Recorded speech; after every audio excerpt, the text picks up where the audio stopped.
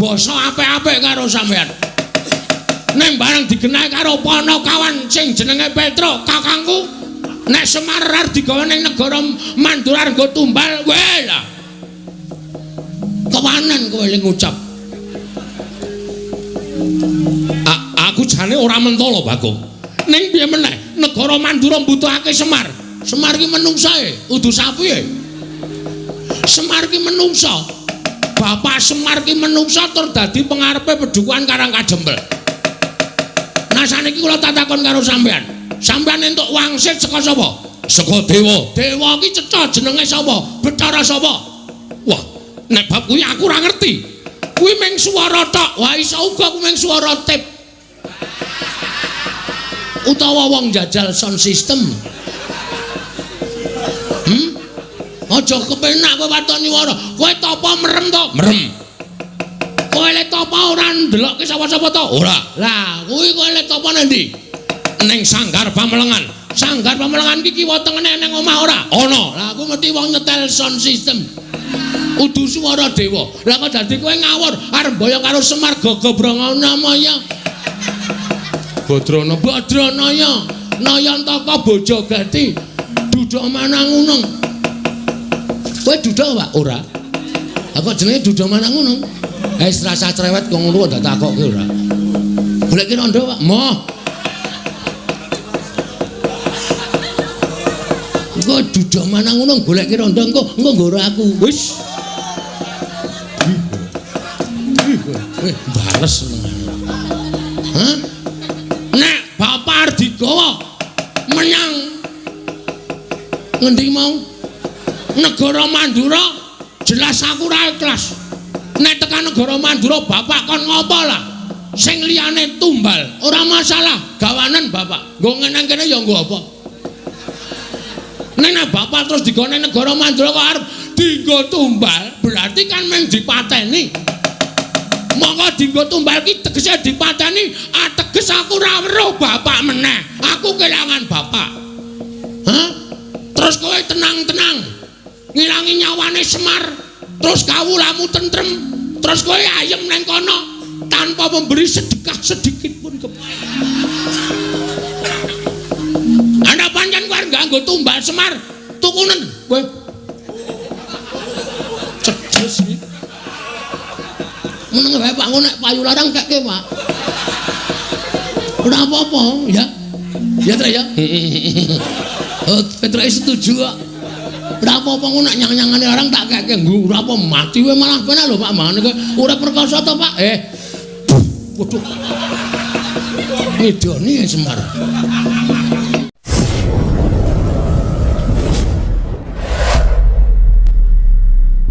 Pak. Bapak sing di kewajiban kowe rasa dadak omong. Den matur nuwun. Dene sampeyan nuruti napa sing dadi penjaluk kula. Kaget rasaku kayak nalika semono aku nampa nawala saka Kakek Semar. Wondene surasaning nawala Kakek Semar nyuwun dawuh kelawan aku supaya sowan nganti Kakang Gatot karo Kakang Antarja. Ora janjane iki arek eneng apa lan Kakek Semar kuwi duwe wigati apa? Janjane ming sepele ning kula niku nek mboten atur kali para pepundhen menika raos kula kok mboten kepenak arep duwe gawe apa Kakek Semar kula niki duwe niat kalih anak-anak kula niku mbangun Karangkadempel merga Karangkadempel menika kathah papan-papan sing wajib entuk kawigaten saka kawula sak Karangkadempel mila niat kula kalih para kawula sak Karangkadempel kepengin mujudake papan menika kanthi sae lan ingkang saestu ngremenaken. Ning nuwun sewu gandeng kula niki wong sekeng, kula wong ora duwe. Kula niki wong sing urip kula niku mung cukupan. Bebasan gegede nempyak kurang sagak, kakehan gundhuk kurang udan. Mula kula ngrawuhaken sampeyan-sampeyan iku ingkang wigati mboten ketang kula niku diayeng-ayeng diparingi bantuan apa kemawon mboten kok kula ngemis njaluk brana picis mboten ning wajibe arahke utawa digenahke dipernahke sampun ngantos tumpang sok mangkenipun supados papan menika dados kanthi sae Ndara. Oh perkara ngono to. Nggih, nggih. Pokoke cekak gampange nyuwun dana. Saking Ndara-ndara Antarja, Ndara Garkaca, Ndara Antasena. Ora ya, Gong. Iku partikel kuwi luwih apik tinimbang dana. Nek dana kuwi ndang entek, ya nek dicake apik, nek kecake ora apik ya bakal entek. Ning iku partikel pikiran kuwi luwih berharga tinimbangane dana Prabeya. Welo. Ora nggo dana, ora sah. Danane saka awake dhewe. Awak dhewe kudu wani geteh sikik. Ngono. Kudu wani berdarah-darah sik. Lho. Ana tetembungan berakit-rakit ke hulu, berenang-renang ke tepian. Lho, bersakit-sakit dhisik, bersenang-senang kemudian. Lara apa dilakoni? Engko kepenake dirasake bareng. Nek aku caraku kaya ngono kuwi. Ngono. Ora ana wong mukti, ora ana wong pinter, ora ana wong sugih. Langsung dadakan sugih kuwi ora eneng, mesti budidaya, mesti berusaha. Biyen yo saka cilik, biyen yo saka sithik dadi akeh, saka cilik dadi gedhe. Ngono. Ora ana wong kok tiba-tiba nampa duit sak gepok terus dadi sugih kuwi ora ana. Upama ana, kuwi engko mlarate yo gampang. Ngono ya? Wong kepenak ki nek mak clikrik tekan dhuwur kuwi engko tibane gampang, nek ora ngrekoso dhisik kuwi engko le medhun ya gampang. Ning nek direwangi ngrekoso, direwangi tapa brata, direwangi ngelih, direwangi prihatin, kuwi upama kelakon penjangkane bakale langgeng. Kuwi wong Jawa kepercayaane ngono kuwi. Ngono ya?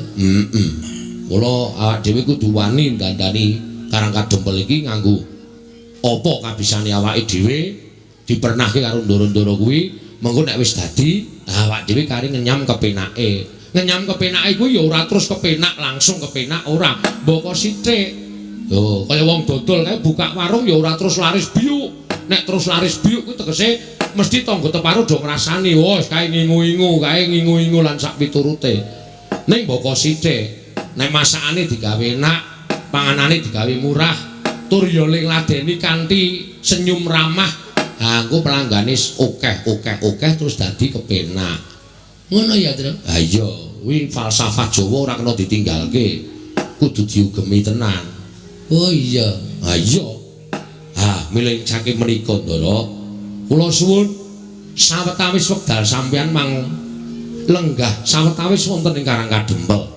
Mangke nek kula pun miwiti mbangun Karang Kadempel niki kalih para kawula sak padukuhan. Sampeyan sing wong pinter-pinter, sampeyan nom-noman sing pun ngenyam pamulangan, sampeyan sing piyai-piyai luhur, mestine anggene ngulir budi ngasah kadewasan benten kalian piyai utawa tiang-tiang saking padukuhan. Mang pernahke, mang tata, mang dunungke supaya apik tembe mburine, Ndara. Ya, yen ming perkara kuwi aku sagu, Kek. Ora ming perkara mernahke. Yen perlu kowe tak dampingi sarta kowe tak amping-ampingi tak kancani nganti rampung ing pakaryanmu, Kyai Semar. Dereng ngantos paripurna sami Balwacana. Kasaro praptaning nata ing Mandura Prabu Baladewa ing dumrajak tanpa larapan. Kyai Semar, aku sing prapta Kakang Semar aja kaget. Sinuwun. Damel kaget raos sing manahipun ing abdipun Semar. Tiang Agung Baladewa. Sami wilujeng rawuhipun Den. Yo. Kakang Semar tansah pinanganing kawidadane ring sambi kula praptaku. Adoh saka rubeda. Aku ngaturake pudyasawaku katur ngersaning Kakang Nayantaka. Nggih, kula tampi ndadosaken jimat. Waduh, Ndara Baladewa barang rawuh, Tru. Ndara Baladewa bukti kula kunjung nggih, Den. Ndara Tiang Agung. Ya nula garing datompo pangestu Tampanono. Nggih, sangat anggen kawula ndadosaken jimat. Sinuwun Mandura bekti kula katur nggih Den. Ya Petruk kantong belum tak tampa pangestu Tampanono. Oh iya, kula pun dinggo jimat paripe. Ndara Baladewa bekti kula katur nggih Den. Ya Bagong. Tak tampa pangestu Tampanono Bagong. Ini sangat kula pundi? Melu cepet iki lho. Aku nek omong cepet banget ya. Nek ra tak imbangi, aku ki biasane alon-alon e. Kono kok cepet. Iya. Wah. Semar aja kaget aku prapta ning Karang Kadempel. Nggih. Wigatosipun menapa? Jejeripun tiyang agung mesinipun boten perlu rawuh enten Karang Kadempel. Cukup panjenengan utusan Ayaka Mandura nimbali dhateng kula. Hadan? Supados sak mangke kula saged sowan ning kok dadak kroyo-royo rawuh teng Karang Kadempel. Wigatosipun napa? Kakang Semar. Sawangen Baladewa Kakang Semar dina samengko iki nganti persasat kaya wis ora duwe pangarep-arep urip. Ngerti lamun wis ana 3 sasi iki negara Mandura ketaman pegebluk. Akeh para kawula ingin esuk lara sore ketiwasan, sore lara esuk tekaning pati. Mongko madal saring usada. Wis ora kurang-kurang gonku ngrawake para Brahmana Winasesiwa Sugata miyangkula nipun supaya nambak rengkaning praja parandene katindakake gagar wigartan antuk karya. Nganti adeking nata Mandura Baladewa disuraki dening para kawula sak negara Mandura. Sinenggo aku sawijining ratu ingkang ora bisa paring pengayoman marang kawulaku. Waduh, Kakang Semar. Mandura geger. Ngendi-endi papan padha untran-untran, ngendi-endi papan padha unjuk rasa. Mergo ora nrimakake nggonku ora bisa nyirep marang pageblik niku mau nang Praja Mandura. Salajengipun kados pundi? Nalika semana wanci ingkang tak tamtokake, aku nglakoni prihatin kanthi srana sarenarite sesemek ron Raja Mala bebantal Bata Sarimbak. Nalika semana ana wangsiting dewa ingkang paring sasmita lawan Baladewa. Supaya aku sowan marang Karang Kadempel nyuwun biyantu ning Kakang Semar. Lah namung sak kula. Terus kula kenapa cobi kula badhe nyuwun priksa. Kula kadhawan menapa? Ya mung aku yen bakal bloko karo Kakang Semar iki mau, rasaku ora kepenak. Rasaku ora tekan. Ning yen to ngelingi kahanan negaraku, paripaksa aku kudu kuat lan tekan matur marang kersaning Kakang Nayantaka. Nggih, mboten napa-napa, mboten napa-napa. Mang paring pangandikan. Nek pancen Semar kudu dadi srana waliyaning Praja Mandura ngene ketaman pegebluk, kula mboten napa-napa, mang dawuh napa kula nderek. Sampun malih to kadhawan minggah gunung. Nadyan kula kadhawan jegur segara, kula purun waton dados waliyanipun negara ing Mandura. Kula kadhawan beto barang ing awrat kula sagah nglampahi, kula kadhawan mlampahi ing tebih kula mboten badhe selak. Waton dika Ndara Baladewa paring dawuh. Ning yen aku matur apa Kakang Semar ora kogel penggali luwe-luwe. Penggalihmu ora pingget mergo atur ing Baladewa. Den, kula niki nek upama ngrasake pinggeting ati, wis tatas runtang-ranting ati kula. Niku momong para Pandhawa ora pisan ora pindho digawe gela, kula ya ora apa-apa. Momong Ndara Janaka ora pisan ora pindho digawe kagol ati kula ya ora pingget, ati kula ya ora serik. Upama kula niku ngopeni rasa mangkel, ngopeni rasa sing pinggeteng ati, mbok menawa kula wis minggat saka Ngamarta. Kula wis wegah momong para Pandhawa. Ning gandeng tumrap Semar wong urip ing alam padhang menika, apik-apike wong urip niku nek linambaran sabar, tuwene ikhlas. Nadyan disebut niku gampang dilakoni angel. Ning apik-apike wong nek iso nglakoni watak sabar lan ikhlas niku dadi mantasaning menungsa, dadi mustikaning titah. Mila monggo kula aturi paring dawuh Semar kapurih napa? Aja lara atimu aku tak matur marang saning Kyai Nayantaka. Nggih, mangendika, mboten napa-napa. Wanter dawuhing dewa ingkang tak tampa. Nalika semana metu marganing pasumenan. Sasmita dumeling tan ana ing karna, swara ingkang tanpa wujud ngandhakake yen to aku kudu iso mboyong marang Kakang Semar prapteng negara Mandura. Lah kersane nek mung diboyong kowe kula purun mawon. Terus sakniki kula memperjelaske mawon. Kersane napa? Napa Semar teng mriku ajeng ken ndongani? Napa Semar teng mriku ajeng ken ngabulke napa? Niku rak cethane dadi kula nggawa uba rampis saka omah. menyan dupa lan sak piturute supaya mengke teng mriko mboten pripun-pripun mboten golek-golek lan sak piturute. Kakang Semar, kula wah rasaku kok ora mentala. Ampun ngoten to. Sampeyan nek mboten mentala ngiklaske patine kawula pirang-pirang saben dina mati nyawa kawula mandura ming perkara sampeyan mboten mentala sampeyan ngiklaske patine kawula sampeyan. Saya ala, saya elek kanalindran sampeyan, saya mboten prayoga cacating para kawula teng sampeyan dadi nalindra. Kakang Semar, aku mboyong Semar, putrane marang negara Mandura dawuhing dewa, dina samengko Semar kudu dadi tumbal ana negara Mandura. Semar Putranaya.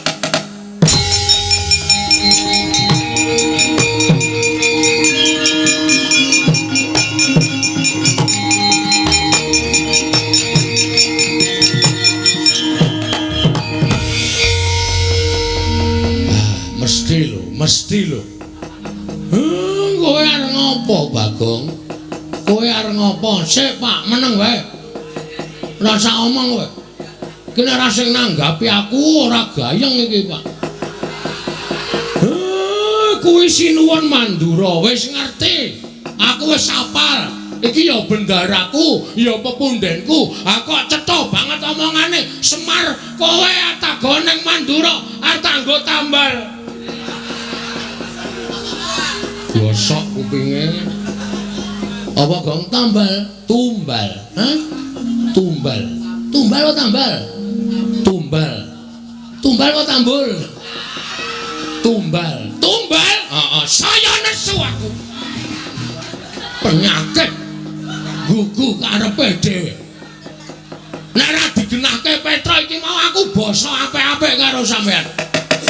Nek barang digenahi karo Panakawan sing jenenge Petra, kakangku, nek Semar arep digawe ning negara Mandura nggo tumbal, kowe lho. Kewanen kowe ling ngucap. Aku jane ora mentala, Bagong. Ning piye meneh, negara Mandura mbutuhake Semar. Semar ki menungsae, udu sapi e. Semar ki menungsa. Bapak Semar ki menungsa tur dadi pengarepe Pedukuhan Karangkajembel.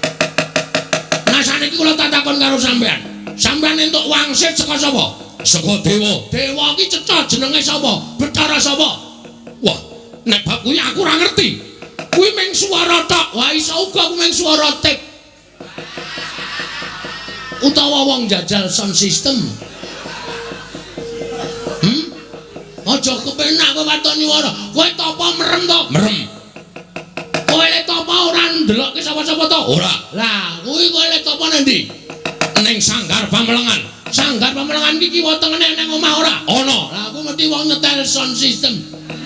Udu swara dewa. Lah kok dadi kowe ngawur arep boyo karo Semar Gagabrangan namanya. Badranaya. Nayantaka Bojogati. Duda Manangunung. Kowe duda wae ora? Apa jenenge duda Manangunung? Wis rasa cerewet wong luwih ndak takokke ora. Golek ki rondo, Pak. Moh. Engko duda Manangunung golek ki rondo engko nggoro aku. Wis. Bares. Hah? Nek Bapak Ardigawa menyang ngendi mau? Negara Mandura jelas aku ora ikhlas. Nek tekan negara Mandura Bapak kon ngopo lah? Sing liyane tumbal, ora masalah. Gawanen Bapak. Nggo ngene kene ya nggo apa? Nek Bapak terus digone negara Mandura kok arep dienggo tumbal, berarti kan mung dipateni. Monggo dienggo tumbal ki tegese dipateni, ateges aku ora weruh Bapak meneh. Aku kelangan Bapak. Hah? Terus kowe tenang-tenang. Ngilangi nyawane Semar, terus kawulamu tentrem, terus kowe ayem nang kono tanpa memberi sedekah sedikit pun. Ana pancen kowe gak nggo tumbal Semar, tukunen kowe. Ceces iki. Meneng wae Pak, nek payu larang kake, Pak. Ora apa-apa, ya. Ya ta ya. Oh, Petra setuju kok. Lah apa ngono nek nyang-nyangane orang tak keke nggo ora apa mati kowe malah kene lho Pak mangane kowe urip perkoso to Pak. Waduh. Wedone Semar. Hah? Aku sing ora trima. Aku ora trima. Lah aku tekan kene kudu boyong Semar. Ora iso. Ora iso boyong Semar. Kena boyong Semar. Waton kowe iso nglangkai batange Bagong. Kowe lah kewanen, Gong. Ndara Baladewa iki duwe pusaka ampul, Gong. Apa? Nenggala Alugara utamake Gunung Jugruk Segara Asat. Kowe duwe pusaka apa? Wah, ora ngerti. Nek mentamake Gunung Jugruk aku duwe itu. Saya nek adem-adem ngene iki. Tak tamake Gunung Jugruk kabeh yakin mbok Gunung 10 wis to. Tamane Jugruk kabeh. Tenan aku yakin wis. Jenenge apa wis ora tak duduhi jenenge. Nek ngerti duduhi bentuke ya yo. Iya ya. Lah mentuk nanti kok gawan. Oh. Gawan padake iki. Anggere tak tuk ngono mesti grugutuk ngiwonengen.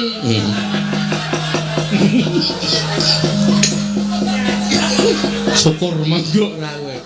Nan kowe ora baen-baen. Aku ora wedi karo Baladewa ben pokoke arep boyong bapak lho aku ora entuk yakin sumpah. Nek ngono kowe mepalangi karepe Baladewa. Lho, mesti to. Genah wis wangsulan ngene kok dikira ora mepalangi. Wah, dalah. Woi. Nek meng bengok wae iso aku.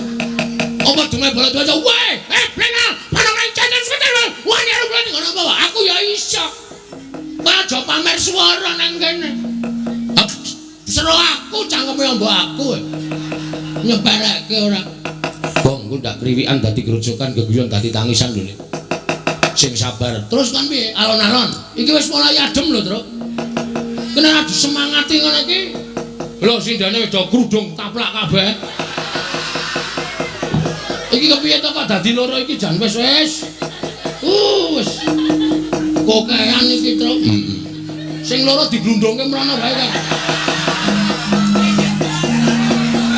Mesake ora.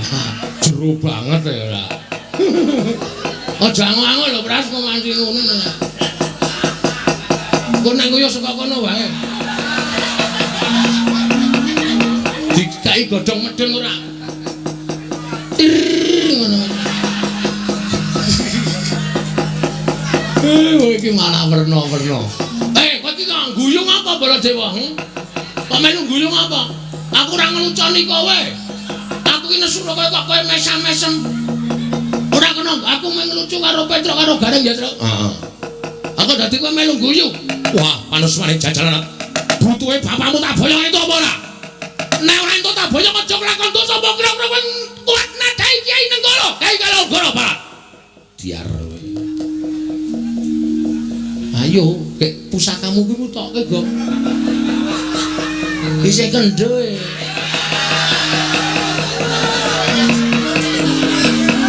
Durung tak empake.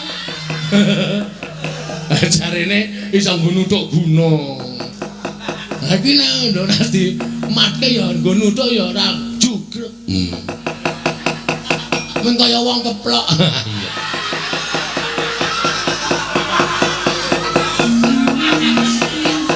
Ayo Kaki, nek pancen kewan karo Baladewa. Kaki, tantang ana Baladewa. Kowe mepalangi aku ngene meyang Semar Badrana aja nglakon dosa Bagong. Nek ngendi paman ana terkati dayan. Diteter Baladewa apa Bagong sing tekane pati. Gong. Ngopo kok mundur? Teratapan ya aku. Terus? Oke. Wisen ditonton karo Petruk karo Gareng. Iwas bengok-bengok kok ora wani. Oke, nanti papane wong neter kajedayan. Bagong. Mundur. Ngapa, Pak? Mundur. Aja dipisah, Pak. Aja dipisah. Ora tak pisah, mundur. Aku wani, Pak. Ya aning mundur. Kowe ora ngerti kowe iki okol ora nganggo akal. Bapakmu iki delok temandang ora usah bengok-bengok ning merantasi. Bapak arep gelem diboyong? Ora, ning kowe minggat to. Kandhane nyayel ora. Wah, getun aku to. Ra sida gelek getun aku. Gayamu lah. Moto penge nuwun sewu. Nek sampeyan ajeng boyong kali Semar Lawi nggo kula mang boyong. Kula ikhlas didadekke tumbal teng negara Mandura mboten napa-napa. Kula manut. Yen kowe ikhlas mapana dina iki tak boyong Semar Badraya. Monggo ndara kula kantun nderek kali sampeyan. Ucap kacarita nalika semanten. Asamandha Kyai Semar Badraya nggih Sanata Prabu Baladewa. Aduh, tak undurke aduh. Lemper kok manak iki aku. Aduh. Ayo wetenge lara lho kae Gong. Men. Atok gilek-gilek kok ya. Karena rada rapate kok gilek ya. Ha iya. Tak pernah ke. Jaramaya. Inggih Kyai Semar. Ngapa kowe? Namung dipun utus Pandya Betari Durga supados saged damel karti sampika pejahipun Kakang Semar inggih Kyai Nayantaka. Durga ya ora leren-leren nggone gawe srana patine Semar. Lah saiki durgane nanti samenika para perjineman Baju Barat sampun ngramyang ngebaki Karang Kadempel. Wis ngramyang ngebaki Karang Kadempel. Inggih mila mekaten. Ayo kowe minggat to. Omong karo Durga. Nek isih ganggu Karang Kadempel, iki mengko aku sing bakal ngadepi. Nyuwun pamit Kyai Semar.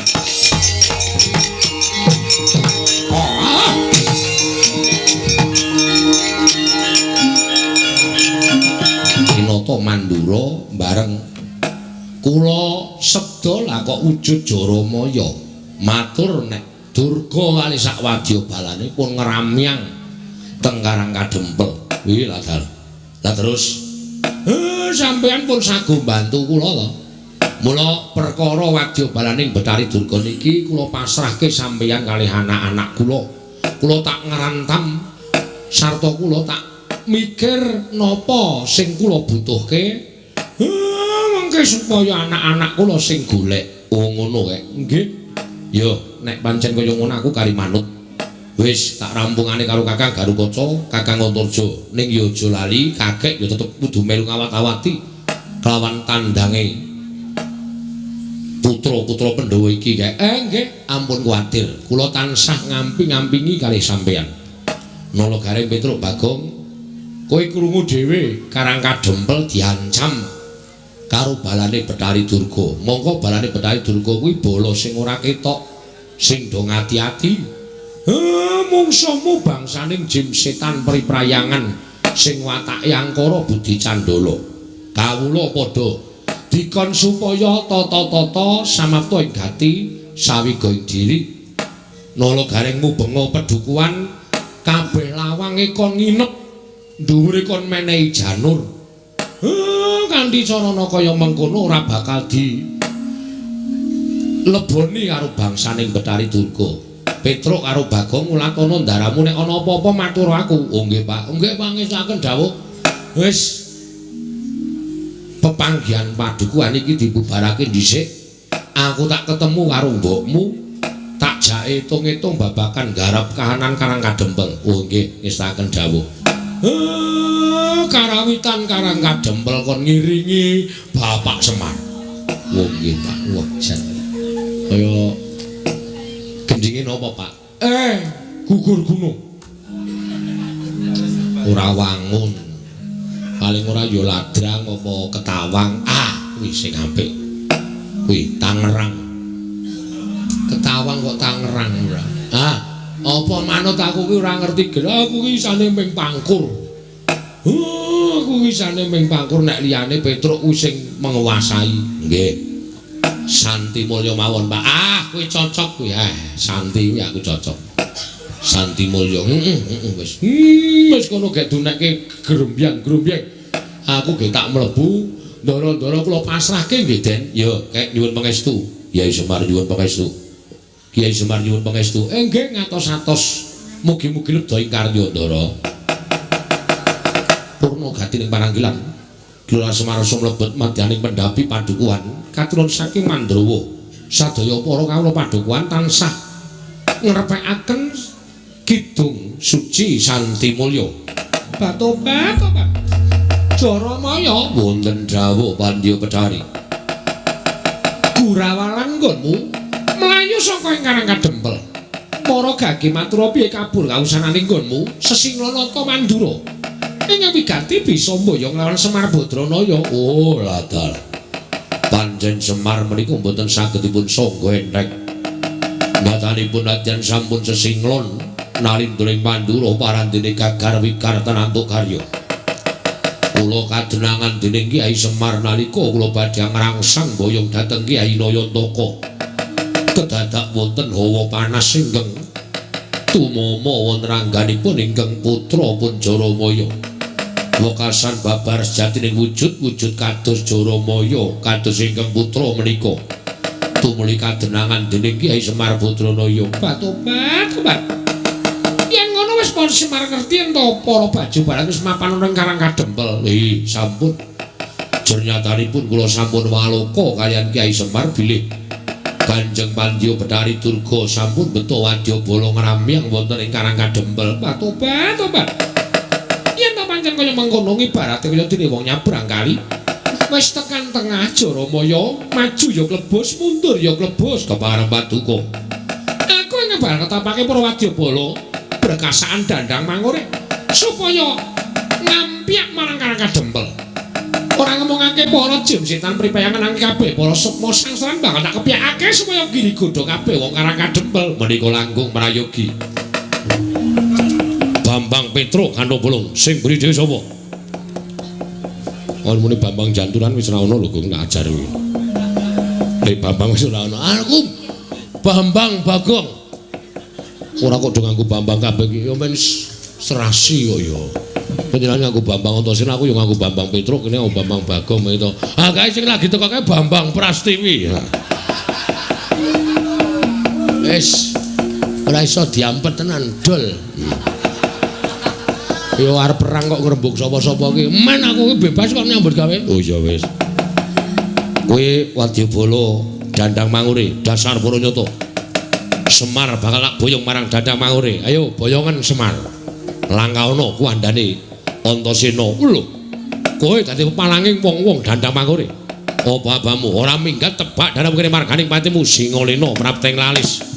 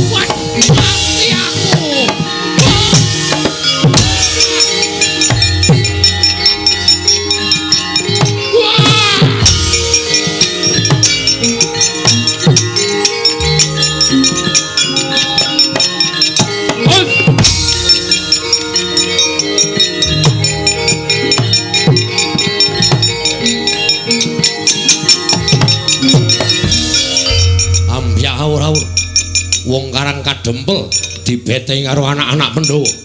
Kowe wong Dandang Mangure ya, dasar para nyata satya sisik Antarja. Kowe sapa? Aku Tumenggung Salukat Katut Barat. Tumenggung Salukat Katut Barat. Arep ngopo? Boyong Semar Badranaya. Ayo, sirnakna Antarja mati dening aku.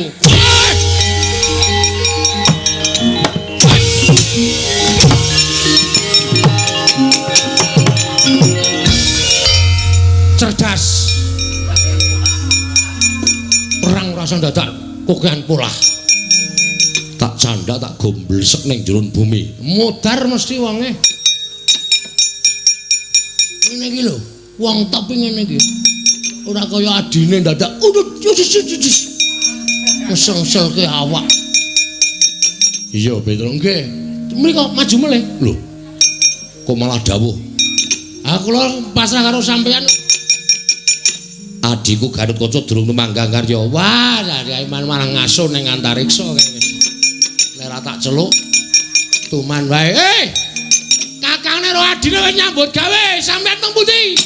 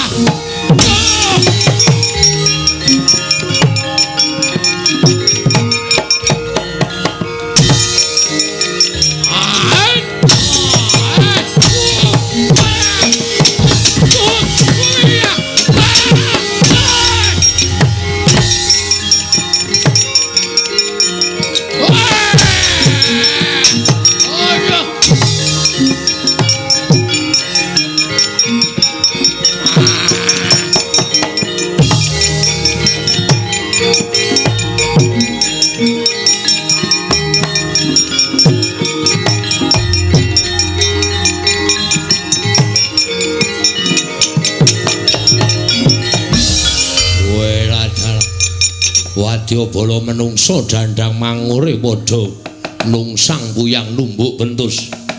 Ora kok padha kalah piye kae? Padha kalah piye kae? Ora kok padha kalah piye kae? Para perjinoman jim setan pribrayangan. Aja nganggo cara sing agal. Nganggo cara sing alus. Jiwane wong-wong kae disusupi men padha gelut dhewe-dhewe kanthi cara mengkono Karang Kadempel bakal geger. Oh iya, ayo Kang tak derekake. Ayo Kang tak derekake. Ayo alon-alon.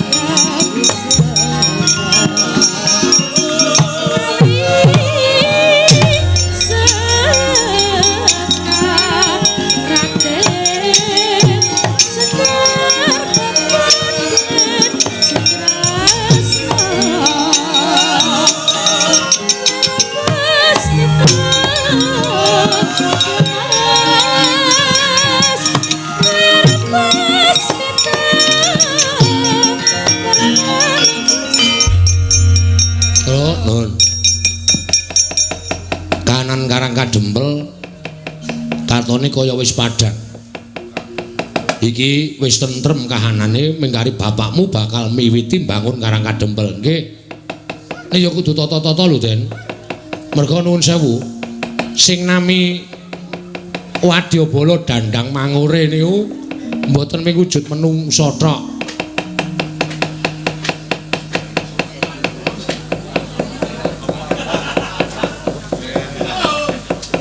Sing jeneng Wadyabala Dandang Mangure niku mboten wujud menungsa tok. Ana demit, ana ula, ana kewan. Niku nek mboten prayitna ngati-ati ngrekoso sampean. Mula kudu sing prayitna ngati-ati. Yo. Bener kandhane Petruk Dimas. Yo, mula Kang saka kuwi aja nganggo netra lair tok, Kang, ning netra batin. Mergo aku ngerti Petruk bener apa omongane nek Wadyabala Dandang Mangure iki dumadi saka pirang-pirang perjineman yana, jim yana, berkasaan yana, setan yana. Mula kudu sing prayitna ngati-ati lho, Kang. Ing tan samar pamoring sukma sunukmaya winah ya ing asepi sumimpen telenging kalbu.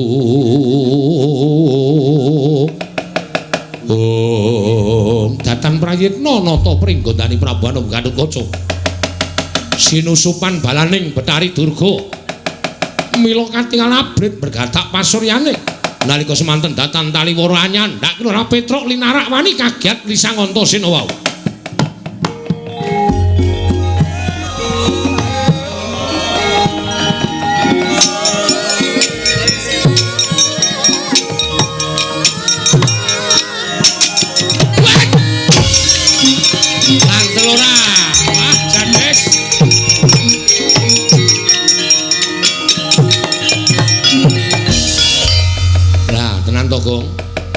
Aku ora wis omong to, Wadyabala Dandang Mangure iki ora mung agal ning alus ya ana.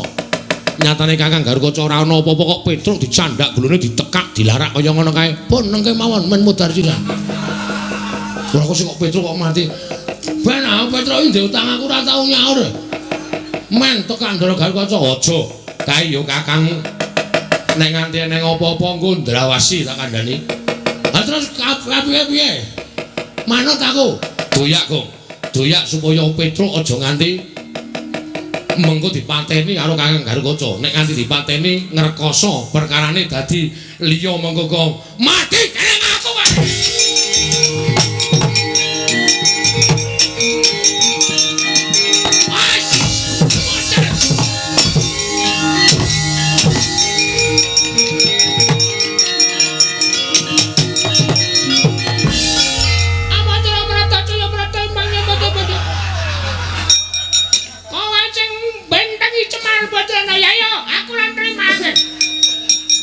Cah iki Kang Slupan cah iki. Kok dadi suarane cilik kaya ngono. Apa Jlamrata? Imbang yen padha-padha. Oh, ora lunga saka jiwane Bagong aja lakon dosa mungsuh makul kare.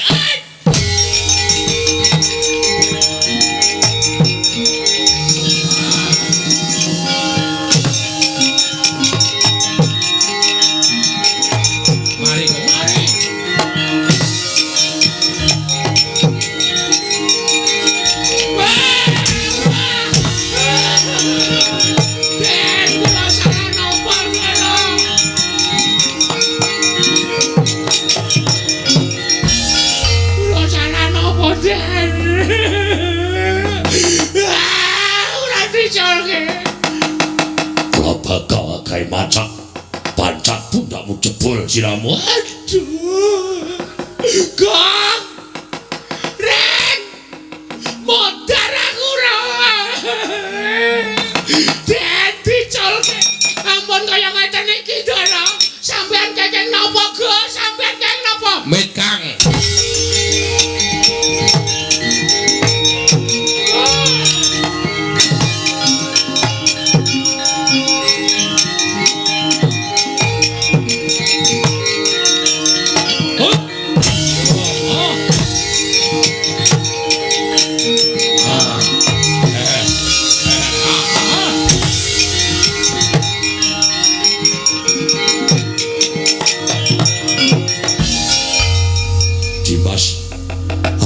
apa?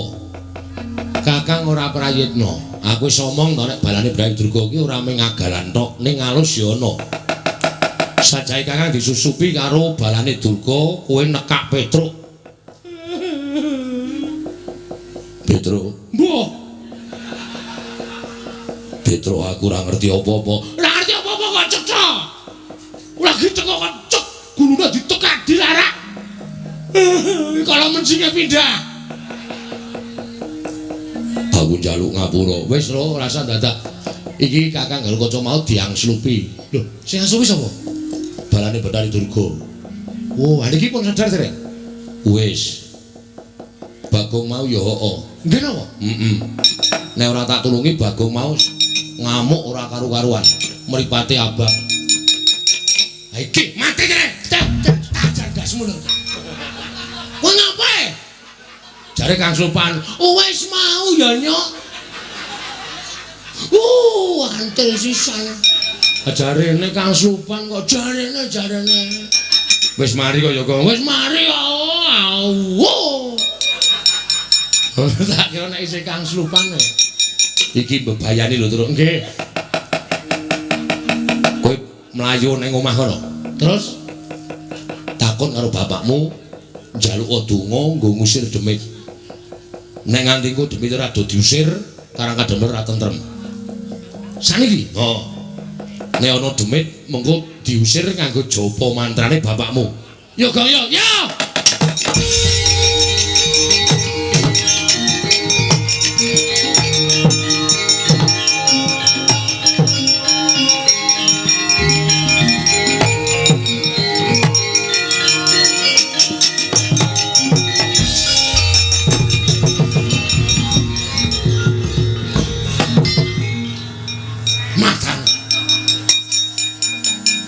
Pedalane mlayu banter banget. Aku sing nyuruh saka mburi kok banter banget.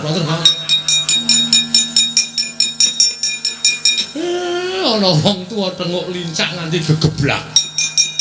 Nyun ngapura, Pak. Piye Truk?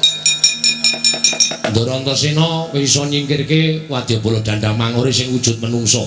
Sing waune kathah sanget musuh Ndarasena diajar kabeh. Wah, bubar mawut.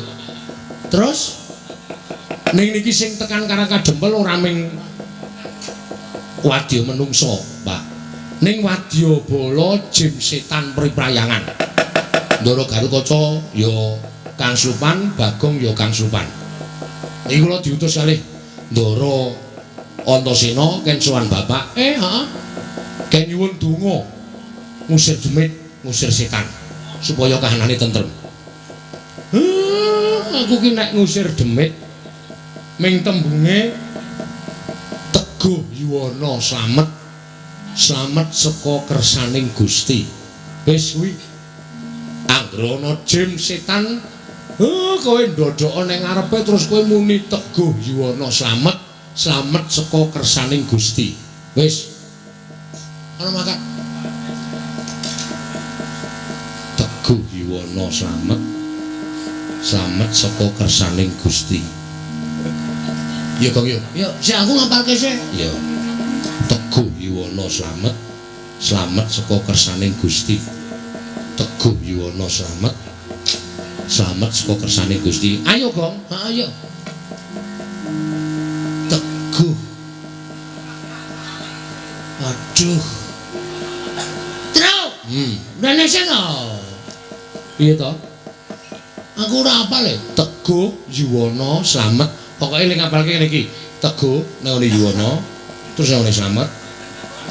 Slamet saka kersaning Gusti. Oh iya. Teguh Yuwana slamet saka kersaning Gusti. Teguh Yuwana slamet saka kersaning Teguh. Waduh. Yuwana Cintri sili. lambe iki nek lambe elek kok nek ngandian lambe elek. Salah apa? Salah. Cinciripit. Cinciri. Aku ngono cinciri sili ya. Kajate ora dadi. Cinciripit gula batu kecepit. Wah, ampuh iki, Truk. Iki matine nganggo kajak-kajake. Ayo bapak nek ngekek iki mesti ampuh kok yo. Nah yo. Kana minggat kana.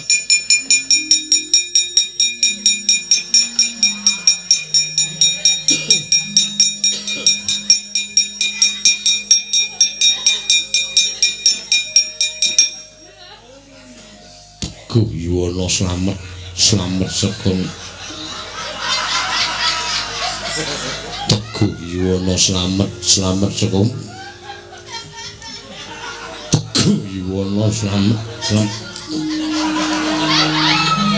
Bang, iki bagianmu le.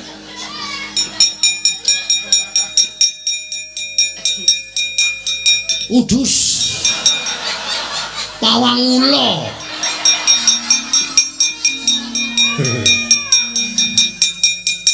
Teguh Yuwono slamet saka kersaning Gusti. Kajate ora dadi, kajate ora dadi, kajate ora dadi, kajate ora dadi, kajate ora dadi.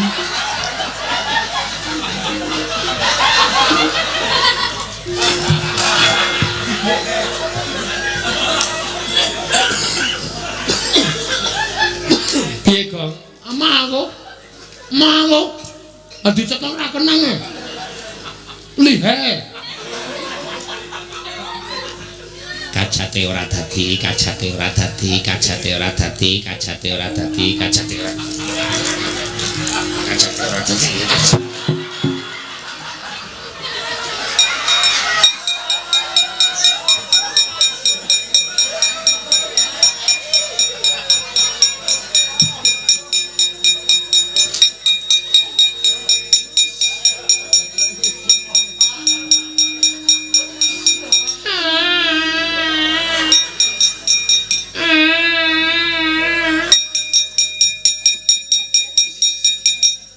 ora.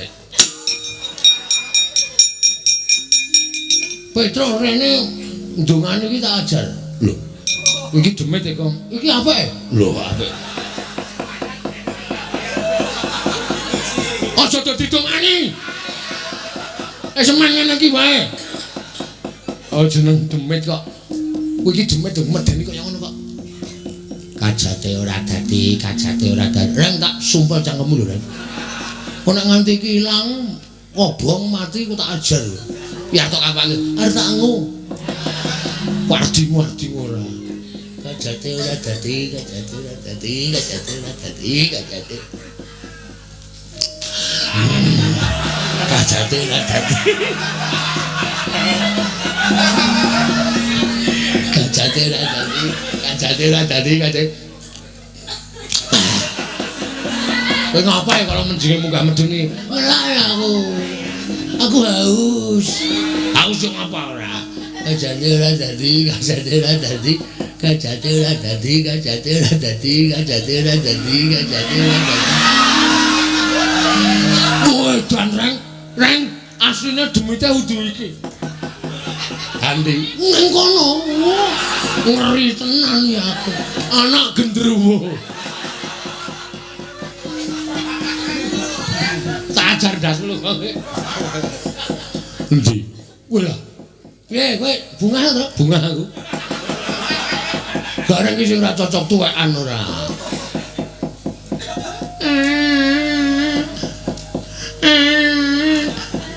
Gong. Sake ya, Gong. Heeh.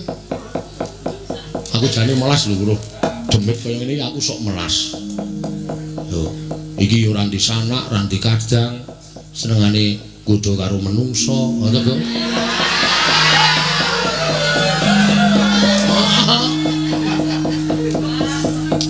Apa ya kowe mentolo? Iki ijen kan Purwang lho, Gong. Ora ndi dulur. Ora duwe anak. Kowe madhep rana kok iso pas.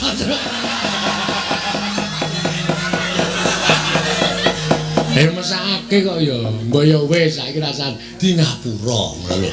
Supaya awake dhewe iki urip iki berdampingan. Heeh, pancen iya. Ha iki memelas e. Bagong iki nekat ora. Gregeten aku. Rasane kaya kepiye ngono. Kajate ora dadi, kajate ora dadi, kajate ora dadi, kajate. Kajate ora dadi, kajate.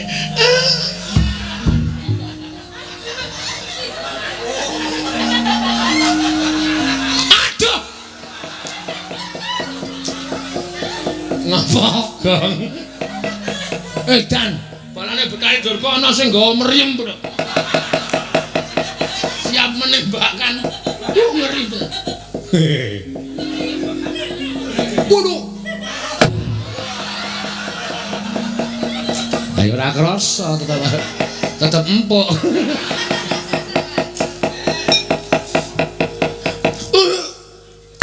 Waduh. Wah dengkole. Anak-anakane pancen senengane, Dra. Kon kersi demit kok malah udus. Imam iman lahir batin suci ora bakal kegodha dening apa wae. Semar ki wis tuwa, Semar ki wis menep. Ora bakal. Wis ora kurang jaman nom-nom aku mbiyen.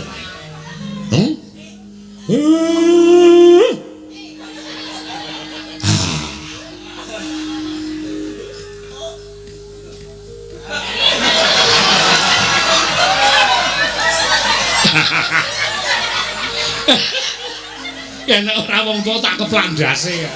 Wong gayane ngliwat kok karo tangan iki jawil iki. Aku ora. Durga, kula wonten dawuh Kyai. Ora. Jansane ngopo to? Kowe iki wis cinadang dadi dewaning panggoda pangrencana. Ya bener kowe iki mesti duwe pakaryan ganggiri godha marang titah. Ingkang wis bener lempeng lakune kudu mbok enggokake. Tur kowe mbawahi sangganing para berkasaan kowe iki duwe wadyabala jim setan.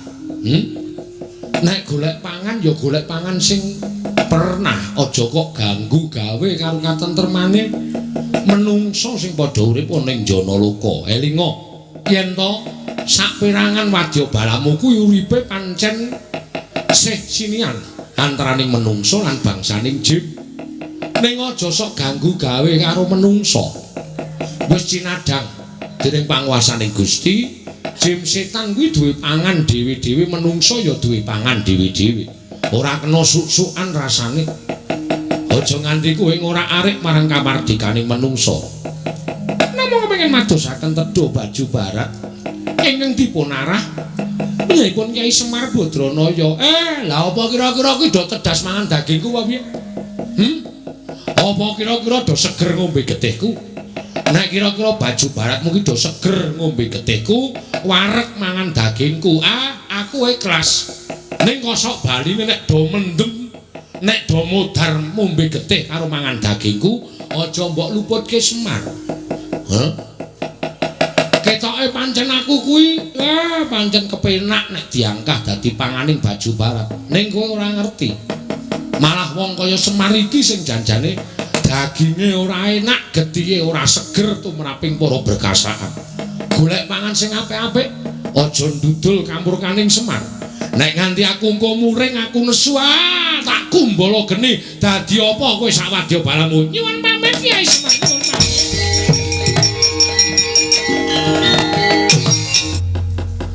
Antasena kula ngaturke panuwun nggih, Den.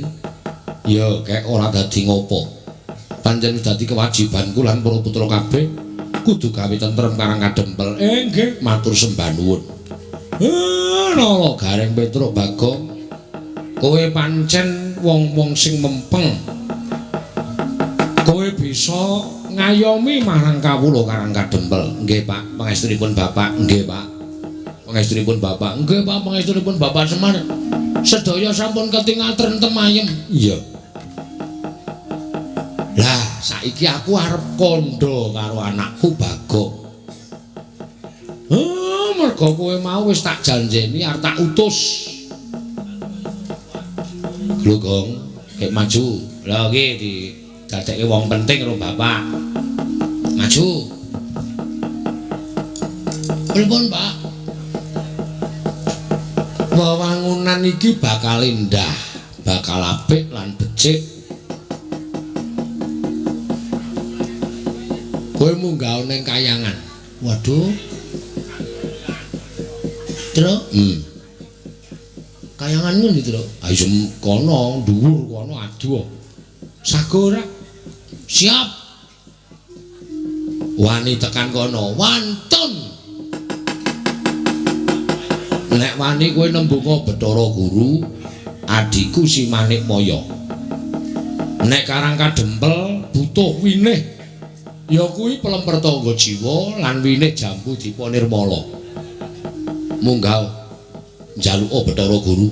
Nah Bathara Guru ra entuk. Omong nek sik dawuh Semar, aku ki kakangne Bathara Guru, aku ki Sanghyang Ismaya, kae Manik Maya. Teja Maya ki toga kae. Nek aku sing nembung Bathara Guru mesti menehake. Umpama mboten, umpama Bathara Guru ora menehke piye ayo.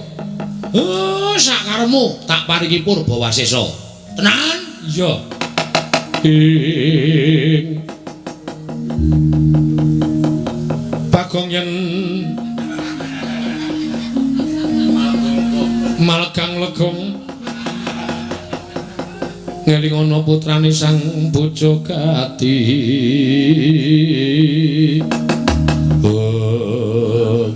Suluk ya ngawur Bagong. Ora ana sulukan Bagong kok. Tak gawe ana. Engko ming mangelingono. Ayo pokoke anggere mangelingono ra wis beres ha iya. Pun ngoten Pak kula nyuwun pamit tambang semetu. Pangestu. Ya sing ati-ati. Tru, aku arep gleleng, Tru. Ya. Munggah kayangan aku. Ngerti dalane apa? Udah. Aku wani dono. Sing jeneng munggah kayangan ki munggah Gunung Himawat utawa Gunung Himalaya. Kuwi gunung dhuwur banget. Nganti pucuke ora ketok. Pucuke tembus langit. Kono kuwi mapane kayangan. Kuwi nek kepleset sithik ngono, wah gelundung modan. Kok ada to, Pak? Pancen kudu ngono, mengkari sago ora. Kowe tak duta ning kayangan. Sah iki lakone. Wis diduta dening Bapak Semar. Tak anteni balimu nggawa winih Jambu Dipa Nirmala karo winih Pelemper Tangga Jiwa. Alah mung diganti winih. Biasane kembang to, Pak. Ora sok badar iki kaya ngono kuwi. Kok ndak do ngerti. Oh nggih ngestaken dawuh. Nyuwun pamit Pak Bidal dinten menika. Wis ya Reng. Engko gara-gara kira nganggo aku sik. Waduh. Anjuk piye tenan ora ana sing nyebar PKB ditotoli pitik. Ya, Tru, aku tak makasih ya, Tru. Hati-hati ya, Gong. Heeh. Nderantasena kula nyuwun pamit nggih. Ya sing hati-hati, Gong. Pokoke anggrono gunung tulisane Gunung Himalaya, kuwi munggah engko tekan kayangan. Siap. Ning nek dudu tulisan Himalaya aja dunggahi lho, Gong. Ora sembarangan munggahi gunung. Nggih. Kula nekat kok wong. Pun ngaten mawon kula nyuwun pamit nggih, Ndara. Ya sing hati-hati. Wis ya, Pak. Iya. Nek Bathara Guru ra menehke, sakarmu karo piye-piye sakarmu.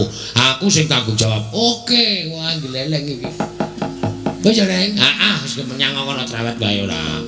Wis ya, Tru. Ya wis tak sangoni Puja Basuki. Basuki kadi pira? Udu. Njaluk pamit ya, Pak. Iya wis gak wis kono. Iki ra disangoni blas apa piye iki? Mangarep dikongkone kok dadak njaluk sangu kayangan ki ora ana wong dodol. Mekaten Kakang. Inggih. Sarawujeng ngandika Kakang Kaneka Putra wonten ing Bali Marti Kundha Manik. Sami katuran karaharjan Kakang. Inggih tansah pinanganing kawidatan ing sampi kala sawanipun ingkang Kakang sithik pangdal-dal. Tansah manggih juwana niskala namung parenga kula ngaturaken pudyastawanipun ingkang Raka Kunjung ngersa paduka Adi Pramesti Bathara Guru. Kula tampi kula pun dinggo jimat paripe Kakang. Mboten langkung kasekicak nuanggen jengan dika lenggah. Inggih sampun mboten kirang prayogi Indra wonten timbalan. Prayoga nunggulira ngadhep ngarsa ulun Bathara Indra. Ibu ulun sampun boten kirang prayogi anggen kula ngabiyantura ngersa paduka Iwang Adi Pukulun. Kepareng kula ngaturaken sembah sumangga pangabektinipun ingkang putra kunjuk. Iya. Bathara Indra lun tampa karya bombong tias ulun. Ora liwat pangestu lun tumrap marang jeneng para kula Bathara Indra. Kula pun dinggo jimat paripe ndayan ing kasantosan. Kakang Resi menapa to darunanipun dene wonten hawa panas ingkang sumundul wonten ing Ngawiyat akarya goreh rongahing para Jawata miwah para widodara widodari menawi Kakang Narada mangertos menika saking dayanipun menapa Kakang perkencang laru dayang pak pong bobolong kali codhe sapa sing gawe kekilapan menapa di Pramesti Bathara Guru menika dados dewaning para dewa nalindraning para Jawata teken dadak dangu dhateng neraka ing sidi pangudal-udal sampun maneta wujudipun tidak swantah nadyan kutu-kutu walangatoga jinaring wonten ing panguwas paduka Kakang Resi punapi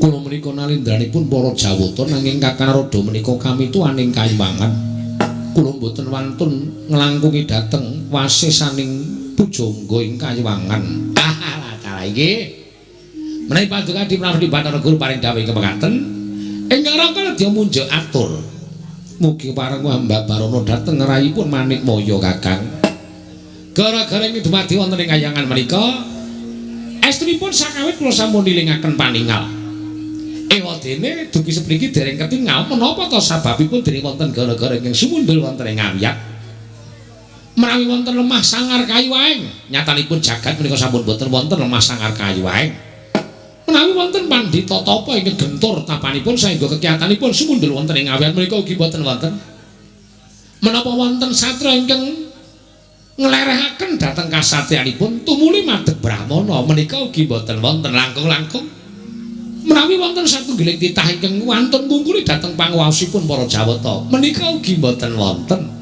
mekaten Kakang inggih mila ingkang sang menika ngroko Gusti pangudal-udal kemawon bingung menika sababipun menapa teka wonten hawa benter ing kados mekaten menika malah ingkang ngroko nyuwun dawuh saking paduka Adi Pramesti Bathara Guru mbok menawi Adi Pramesti Bathara Guru mangertosi menapa to sababipun gara-gara kayangan menika kala wau di Kakang Rada Blokasuta nadyan ingkang rayipun Manikmaya mboten mangertosi gara-gara menika dumados saking menapa lan jalaran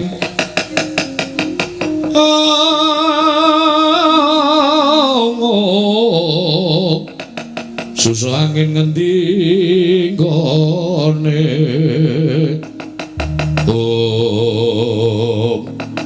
kumarenggeng pirembaganipun para Jawata madyaning Bali Mardi Kundha Manik nalika semanten Iwang Pikulun Manikmaya miwah Iwang Pikulun Narada sami-sami datar mangertosi apa to kang dadi darunane dene wonten hawa benter ingkang sumundul wonten ing antariksa dados sakuling mangke ala ing para Jawata ing samyang ganteng sibo lamun ana titah ingkang wantun minggah wonten ing kayuwangan datan sanes kejawi mungkin ora bagong wantun mancat ponco niti minggah Bali Mardi Kundha Manik akarya kaget kang samya mulat Kakang Rada punapi samenika sampun kepanggih menapa to ingkang dados darunanipun dene kayuwangan sumuk kados mekaten dalah mbok menawi menika ingkang dados sababipun teka wonten mitamu jangkara ingkang minggah wonten ing kayuwangan monggo kanthi badan wadak monggo kesangren kula tingali menika rak mboten sanes menika rakyat majanipun Kakang Ismaya ingkang ragil nggih menika pun Bagong dalah ing atase derajate ngaceplik wae kok munggah ning kayangan ki wigatine apa dalah Kakang Rada lenggah ingkang langkung prayogi inggih kula badhe ndangmu kaliyan pun Bagong kula sumanggahaken di Panakawan Bagong Padha Raja sapraptanira Panakawan Bagong Nunamit pasang Kalimantabut tinebina ing ladene dumawahing tawang tuwang pukulun linepano ing tulak manuk kula ingkang abdipun Bagong atmajanipun Bapak Semar ingkang sowan ngabiyantara ngersa paduka pukulun iya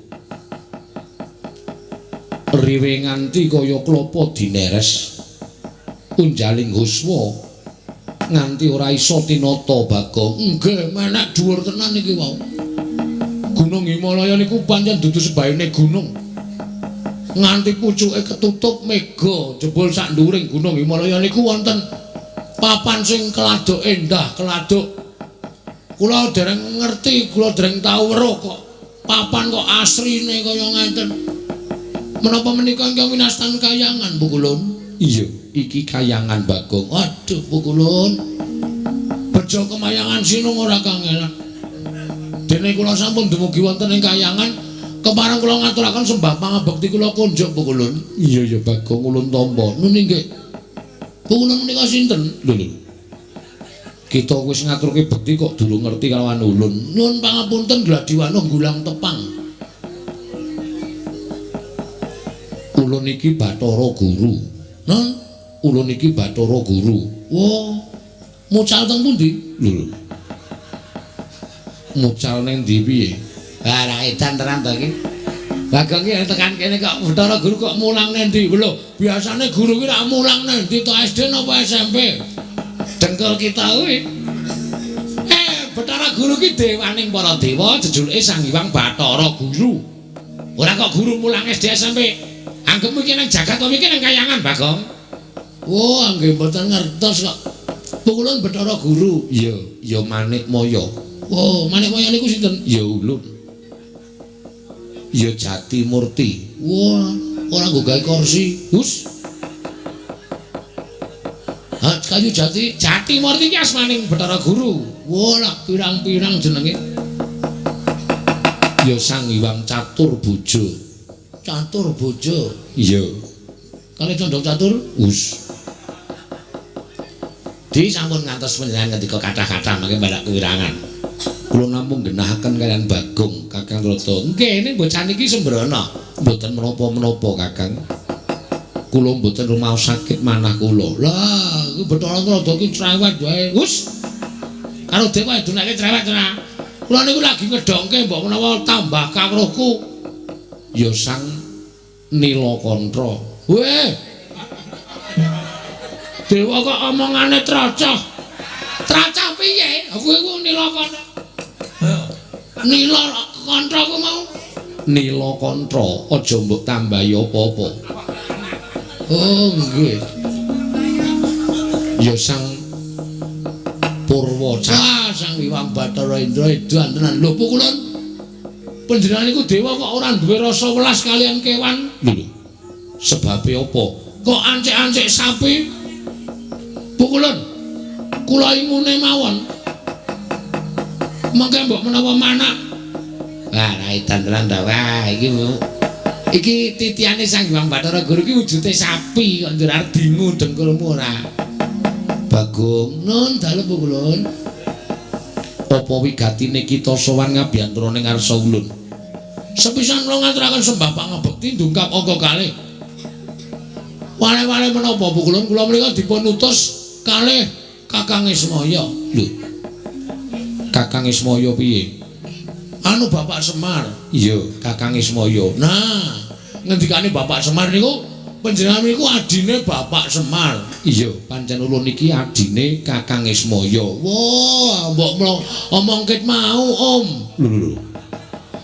Kok njur Om? Bagong ora kurang ajar. Tetep Hyang Pikulun Bathara Guru. Ah, Hyang Pikulun Bathara Guru. Ah, kuwi gatine Bapak Semar niku pengen bangun Karang Kadempel supaya luwih apik, luwih becik, sesarengan para kawula, sesarengan kalian para pepundhen Pandhawa. Ning niki dereng dikabari. Iya. Supaya mujudake pedukuhan sing maju ing samukawisipun. Iya, Bagong. Kuwi becik nggih. Ning niki wonten syarate jarene Bapak. Syarate apa? Syarate kula ken munggah enten kayangan, ken nyuwun winih pelem pertangga jiwa kalih winih jambu dipa nirmala. Jarene niku dedaharaning para Jawata. Jawata niku mboten nanu dahar nasi sekul kalih jenang. Ning daharane niku pelem pertangga jiwa kalih jambu dipa nirmala. No betul Pukulun. Piye Bagong? Menapa leres? Iya pancen bener. Mila kula sowan wonten sanesipun Hyang Pikulun Manikmaya menika supados Hyang Pikulun maringaken inggih menika winih jambu dipun nirmala kalih winih pelem pertangga jiwa jeng kula beto teng Karang Kadempel nggo syarat supaya bapak niku rancak limbangun Karang Kadempel. Ngoten mawon terus bapak weling kalih kula. Kula matur karo bapak, Pak nek pikulun Bathara Guru ora maringake. Pikulun Bathara Guru mesti maringake kae adikku nek aku njaluk mesti dheweke menehi. Ketratase ora, Pak. Wong iki ra ana rong pilihan, diwenehke apa ora. Ha nek ora piye? Nek ora kowe tak wenehi Purbawasesa. Sakarmu, arep ngopo-ngopo ning kono sakarmu. Ngoten niku. Mila kula nyuwun dawuh saking Iwang Pikulun Bathara Guru, winih niku ajeng diparingke napa mboten? Nek mboten kula lajeng nesu teng mriki. Kakang rada dos pundi? Monggo, Bagong nek nesu edan wis. Hasan semagakan monggo. Dos pundi saenipun? Monggo Pikulun. Laulung dipun paringaken bangane kula nesu teng mriki, kula niku nek nesu nguyuh sak nggonton lho Pikulun. Napa arep kayangan kok pesing kabeh iki mergo tekane Bagong ora bakal krakel to. Terus pundi Pikulun? Napa dipun paringaken napa mboten? Nek mboten kula nesu tenan iki wis dinahi pelilah karo bapak. Ngono aku ana apa-apa, Pak? Aku sing tanggung jawab. Semar ngendika wonten niku dadi kula nek dikongkon bapak niku kula ora wedi karo sapa-sapa. Kula kula ajeng maringaken napa mboten? Nek mboten niku tenan kula wis ora nganggo petung-petungan apa-apa. Dewa semanten iki ajeng kula adepi kabeh. Kula mboten wedi.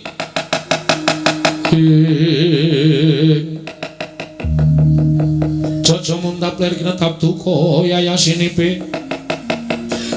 Netra kocak ngundarandir.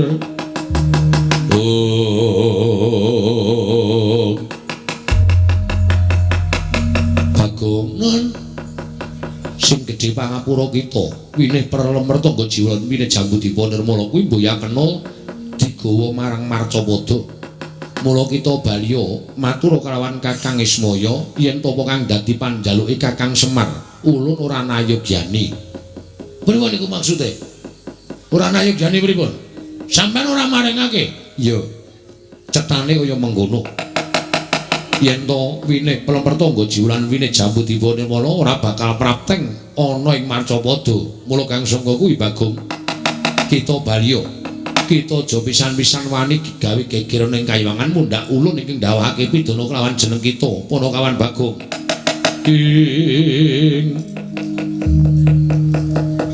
Jojo muntap ler kinetap duka yayasinipe. Netra kocak ngundarandir.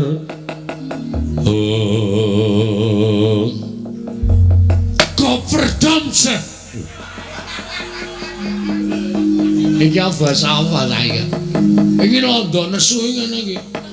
Dadi aja dipenging. Kula wis matur lho kula.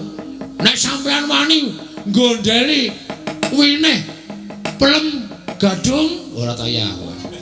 Anu winih pelem pertangga jiwa kalau winih Jambudipun Nirmala. Bagong iso nek ana sultan kayangan. Monggo kula wis kebacut sago karo bapane nganti kula bali ora entuk gawe. Wirang bebarang. Mau ditaruh mana muka Bagong? Nek nganti aku bali ora gawa pelem pertangga jiwa Jambudipun Nirmala. Ming winih lho Pukulun ming rong winih mawon kula betane wangsul. Sampeyan ampun pelit-pelit.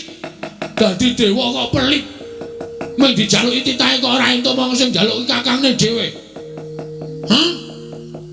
Kakang Rada, monggo kula mboten melu-melu. Kula mboten tumut-tumut, melu-melu agajune tenan. Awas ngene iki tenan aku ora apa-apa tak pangan kabeh. Anggere muni nesu nganten iki kula nyemerangi lho Pukulun. Tenan kula mboten baik-baik. Nek sampean mboten maringake pelem pertangga jiwa Jambudipun Nirmala wujude winih, aja takon dosa. Bagong ngamuk teng mriki obra-abre kayangan Suralaya legane ati.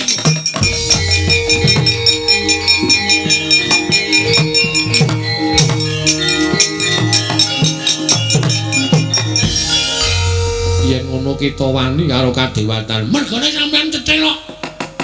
Sampean mung dijaluki kakangne kok ora entuk. Njur ngopo namung perkara Jambudipun Nirmala pertangga jiwa ora jalan ning jono ora digawe karepe piye aku lawan. Kula ora trima nek carane ngoten iki. Bagong kita wani nguman-uman Sang Hyang Jatimurti. Kita wani nguman-uman kelawan Sang Hyang Bathara Guru. Dina samengko kita keluputan. kita ulun cemplungke ana ing kawah Candra Dimaka. Ora wedi. Apa iku kawah Candra Dimaka? Ngerti ora kawah Candra Dimaka ngerti ora? Kawah Candra Dimaka isine geni. Nggo ngobong wong sing dosa-dosa kuwi. Oh ya wis ra sida. Ora ngerti aku tak kira nek kolam renang. Kolam renang ya pinter nglangi padake. Kita bali apa ora? Ora, mboten ajeng wangsul. Yen kita ora gelem bali bakal ulun patrapi pidana. Napa pidana sampean? Kula tampa. Ning nek pidana sampean ora temama nang Bagong kosok baline. Sampean sing kula pidana. Guntur geni guntur angin sirnakno Panakawan Bagong.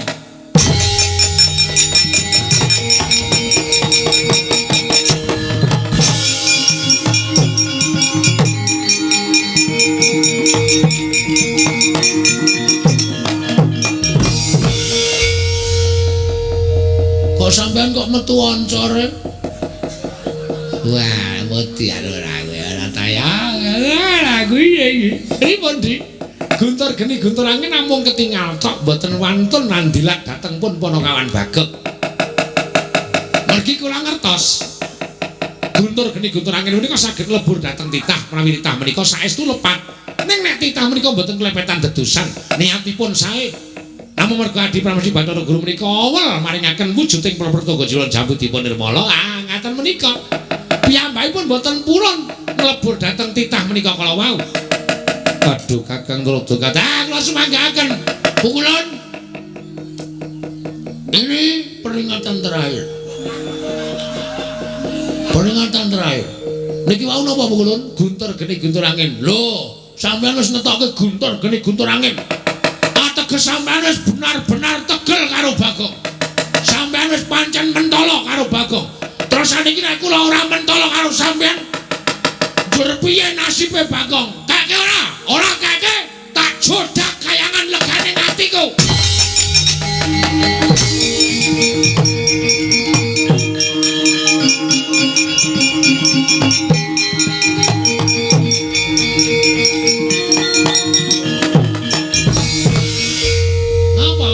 Guru Melayu kok kowe malah nang kene.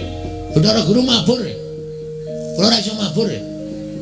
Terus Bathara Antarada ora iso gawe Bagong mabur ajar nang kene. Bocah iki piye ta ya ora piye-piye, serius iki. Ayo dongane.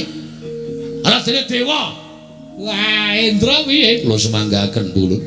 Kula mboten tumut-tumut. Indra ora melu-melu. Ana mundur kana? Lho malah dawuh. Guys. Ya kene. Ulan iki kan piye? Aku digawe iso mabur. Wah, ora gelem iso mabur tak coblos dong wetengmu kimpes kok. Wah, trendele iki. Dewa dipaeka karo Panakawan. Wis ga wis. Anae japa mantraku supaya iso mabur. Nah, gua ngrentek gase ning dhuwur tak ajar kok. Ora bakal entek gase kuwi kadidayan aji-aji kok entek gase. Wis digawe, wis.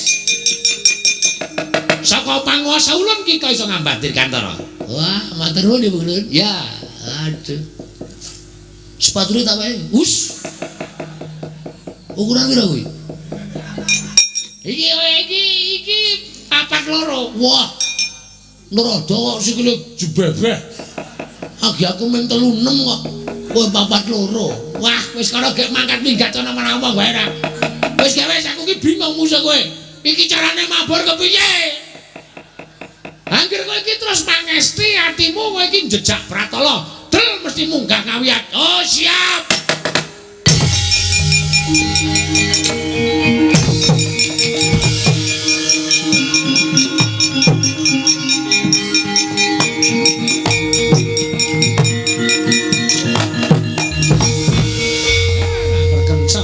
Yang pak pong. Setemene wong tuamu ki ya kebangetan kok Indra.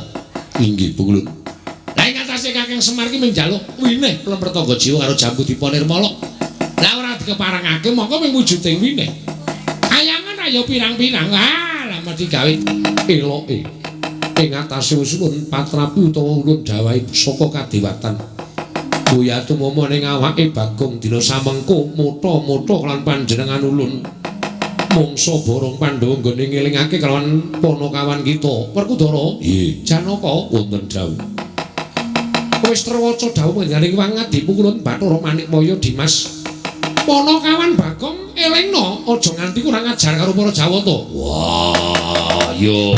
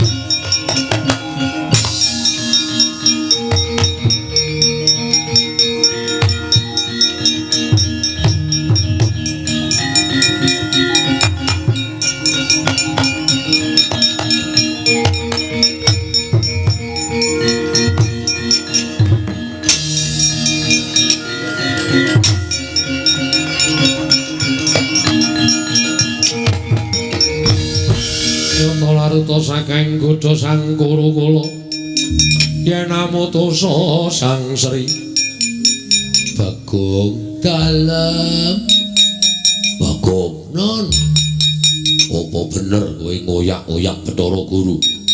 Heeh. Lho, ora basa anu nggih. Sebabe apa? Mulang matematika urung rampung wis tinggal lunga. Sapa? Aja edan, aja ngawur. Bathara Guru wis sesembahane para titah. Bagong. Ayo dilereni nggonmu moto-moto sang Hyang Jagatnata. Nuwun sewu, Ndara. Nek Bathara Guru niku maringake winih lemper tangga jiwa jambu dipanirmala mongko sik njaluk Bapak. Niku kula ora apa-apa kula ora arep mamuning Bapak wis maring dawuh karo Bagong. Nek Bathara Guru ora menehake sakarepmu Purbawasesa pasrahke karo kowe. Nah, niki kula menggunakan hak wasesa saya. Purbawasesa kula mula kula nggunakake cara supaya Bathara Guru gelem maringi pelemper tangga jiwa jambu dipanirmala. Terus kowe saiki tak dawuhi supaya leren. Ora iso. Sire ora iso karepmu piye? Tetep kula ngoyak Bathara Guru. Bagong, Nun, aku sapa? Belum. Karo awake dhewe kok lali iki piye? Mbok priksa. Priksa ndasmu. Wah, lu Bendara kurang ajar. Lah wong karo awake dhewe kok aku sapa? Lah ya aku jenenge wis lupa ingatan. Lupa. Wong edan ora kena dijak guneman sing apik-apik. Wose kowe gelem mendho apa ora? Mboten. Wose kowe gelem leren apa ora? Mboten. Bagong, Nun. Aku sapa? Wah, loro sing edan iki. Wong loro do ra eling ora awake dhewe-dhewe. Kowe gelem leren apa ora? Mboten, pokoke Bathara Guru mana? Bathara Guru pundi? Kula ajeng kepengin njaluk pelemper tangga jiwa jambu dipanirmala. Nek ora gelem leren gak idak mutar. Lho.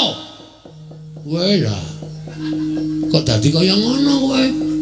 Aku ki abdimu malah kowe ora ngewangi aku. Ngewangi Bathara Guru. Leren ora? Ora leren jangka kowe. Ayo aku ya wan.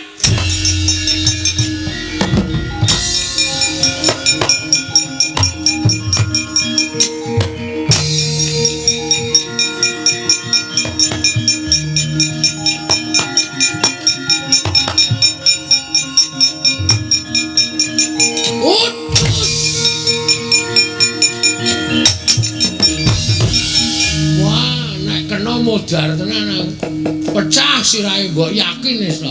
Iki nek ra mulih nek bapak tak pasrahke bapak ya aja wani lho bapak apa piye Mas aku.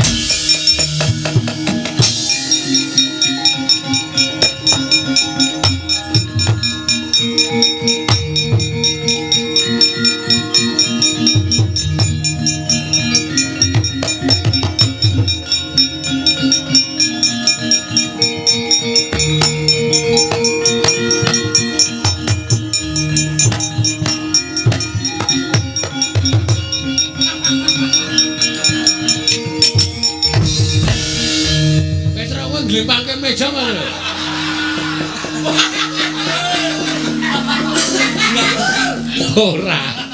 Aku kan ning glodak ki ngomong apa? Kowe nang omah kon jaga omah mah glimpang-glimpangke aja. Wah, amtir bodar. Penyakit ratanan. Ya ora apa-apa dinggo gayang isi-isian jatuh aja. Ben ora teko kekes banget. Bagong wis bali. Sampun, Pak. Endi winine? Kuwi dele wae. Lah aku rak kongonan kowe tak kon njaluk winih pelemper tangga jiwa jambu dipa nirmala. Endi? Entuk gawe apa ora? Pak. Bathara Guru cetil. Bathara Guru pelit. Tak jaluki pelemper tangga jiwa jambu sing wujud winih. Aku wis matur nek sing mbutuhke Babe Semar. Ning Bathara Guru ora maringake, malah aku ditibani anu Pak, apa kembang api. Hus. Kembang api anu, guntur geni, guntur angin. Pletik-pletik ngono. Kowe lara, walah pengecune bapak aku canggleleng ya, Pak. Dadi tibani kok ngono kuwi ora pasah. Ya syukur-syukur. Terus Bathara Guru tak uyak. Bathara Guru mlayu mabur. Iku sik. Lah apa kowe iso mabur? Aku njaluk aji-aji Bathara Antarada. Wah, jan bocah kok nglidike ra jaman-jaman. Bathara Antarada jaluk yo aji-aji. Kae ra kaya antel. Wah. Canggleleng e. Terus dikai to aku iso mabur. Ning ki mau tak jajal wis ra iso. Wis entek gase. Heeh, tikate gosong ya. Wis ra iso mabur meneh. Terus Bathara Guru prapta nang negara Ngamarta, Pak. Aku dipethuke Ndara Jana karo Ndara Werkudara. Terus Ndara Werkudara menging aku koyak Bathara Guru aku nesu. Kono ya nesu aku didak aku endo. Lah terus mbok takono wong dhewe engko wong tekan kene, Pak.